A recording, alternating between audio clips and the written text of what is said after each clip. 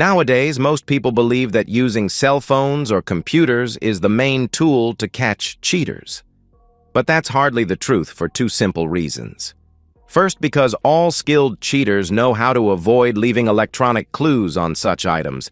And for the second reason, an average husband or wife usually doesn't suspect his or her spouse of cheating. And therefore, they never have any reason to search for non-existing evidence. I know that for sure because I have been one of those slightly naive cuckolds who thought that my pretty wife Lisa would never cheat me. But the cruel truth is that I was totally wrong and must have been living with some kind of blinders on my head because I never saw or suspected the slightest sign that we had such problems in our marriage. I am Bo Eklund, a 39-year-old guy from Scandinavia, working in planning and administration at the leading local construction company in our area. Lisa is 37 and works in accounting at a machine-making plant. We married 13 years ago and have a 9-year-old son and a daughter of 7.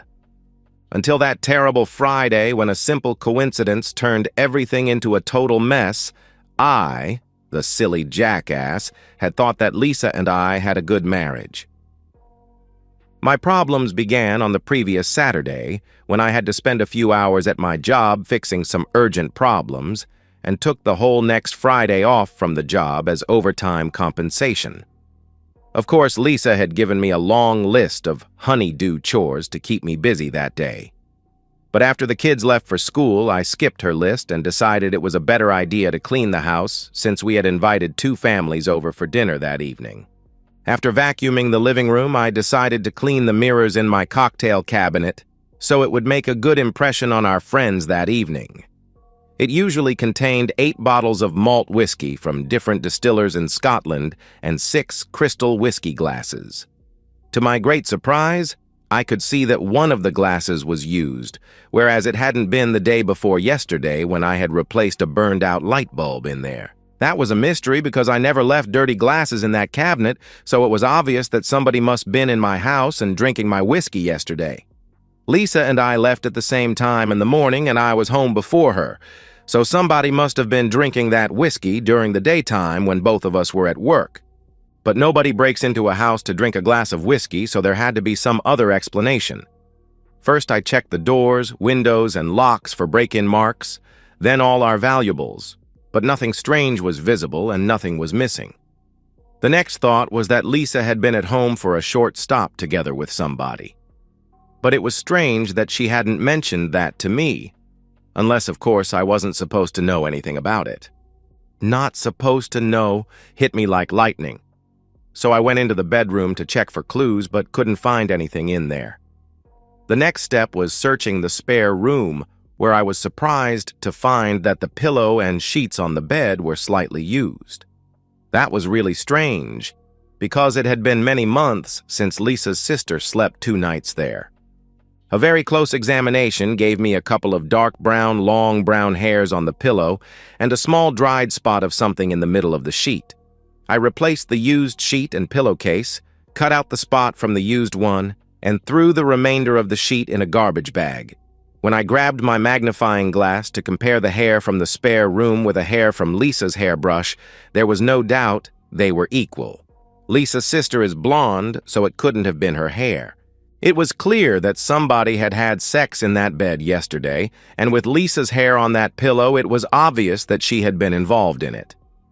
Because of her gym time last evening, she hadn't had a chance to fix the bed without making me suspicious. But I don't think she was too worried about that because I never checked anything in the spare room. If it hadn't been for that dirty glass, I would still have been a happy husband. Lisa had never left a dirty glass in that place. So it was obvious that the lover boy had taken that whiskey without her knowledge while waiting for Lisa. Of course, there was no way for me to pretend that everything was as usual and have dinner with our friends. So I made 2 phone calls to some very surprised friends canceling the dinner. After that, I wrote a message to Lisa and left it on the kitchen table. Lisa, due to our very serious problem, I've canceled the dinner with our friends and will be away for some time. Bo. Not much information either about the problem or where I had gone or for how long. But Lisa wasn't stupid and might get some clue, at least when she found a clean sheet on the spare room bed. Then I booked a room at a popular hotel on the Baltic coast, packed a suitcase with some clothes and my laptop, laid it in my car, locked the house, switched off my cell phone, and drove away. At the hotel, I spent some time at the gym and the pool before having dinner and spending a few hours at the bar. I switched on my cell phone only long enough to download Lisa's voice and text messages. She had sent me 4 voice messages and 2 text messages asking me to contact her as soon as possible. Not a word about being sorry or pretending to understand why I had left, so there was no reason for me to call her back. Most of the daytime Saturday was spent in the hotel's gym and spa.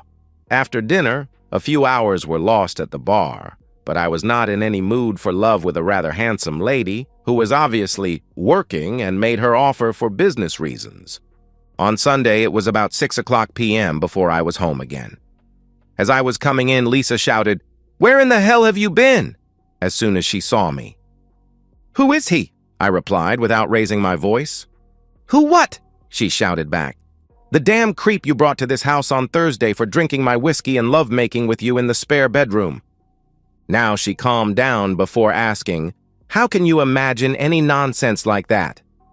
"He left a dirty glass in my whiskey cabinet and his sperm on the sheet in our spare bedroom, and you left hair on the pillow. If you refuse to tell me, I'll get the main suspect's DNA tested by one way or another, so you better tell me now who he is, in order to save some of your innocent fellow workers from a lot of humiliation." "You can't demand that innocent people give you samples of their DNA and think they will accept to do that," she said. "I can't. But I'm sure some of my friends can.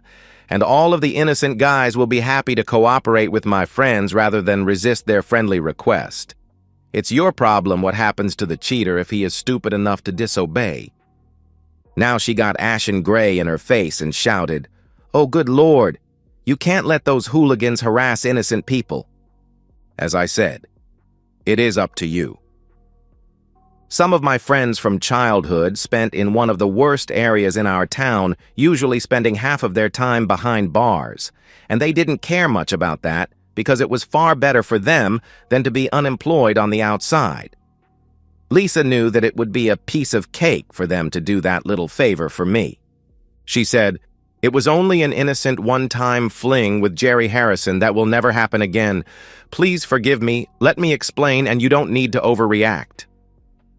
"No reason for any overreacting. The only thing I intend to do is strangle that damn asshole." She screamed at me to stop and come back as I went out, took my car, and drove away. It took me about 10 minutes to reach Jerry's house, but Lisa had called him with a warning about my intentions. Jerry's rather gorgeous wife, Veronica, was at home and told me that Jerry had received a phone call and had rushed out in a hurry. When I told her the reason for my visit, she said, "Thanks for the useful information, and if you have any evidence, then Jerry will be out of this house tomorrow. And there won't be any problems with that because this house is my private property." Lisa confessed what Jerry and she did. "I even have DNA from the spot on the sheet. Just give me something with Jerry's DNA and I'll send it for testing. I'm sure that it was Lisa's call that got him running away to avoid my wrath," I replied. Veronica gave me a used hanky from the laundry basket and said it was Jerry's. She even promised to keep me updated about what happened between her and Jerry. The next day, a Monday, I went to the court office for divorce papers, filled in the details, signed them, and asked Lisa to sign. But she refused to do that and began to cry hysterically. Later that evening, I got a call from Veronica. She told me that Jerry had been thrown out from her house after confessing his cheating. A well-built co-worker of hers had moved in to prevent Jerry from trying any tricks or attempts at coming back. Lisa didn't get any happier when I told her that Jerry was a free man and she could join him the next day if she wanted. Instead, she began crying again and begged me to forgive her for what she called a very much regretted one-time stupidity. I began to think about that but wanted to have some matters cleared up before forgiving her. So I took a long walk to think about my problems. During the walk, Veronica called me and asked if I could do her a favor that sounded strange to me but was obviously very important to her.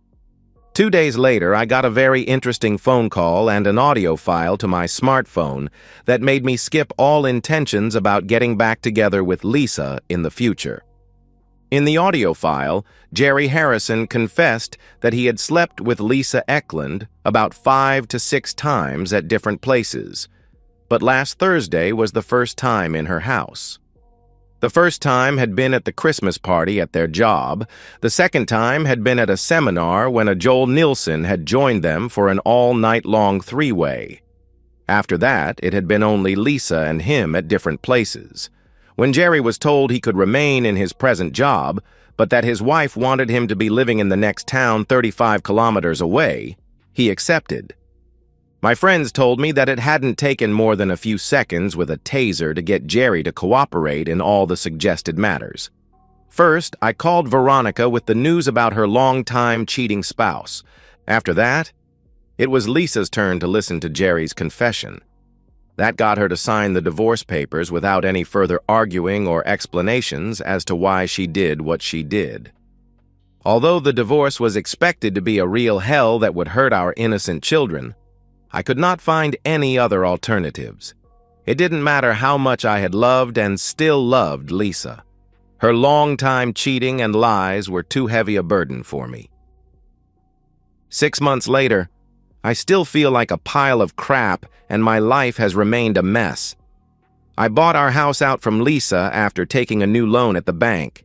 That, together with paying all those expenses with only one salary, had a terrible effect on my economy. Although almost all the people involved in Lisa's cheating are losers in one way or another, I'm still feeling like the main loser.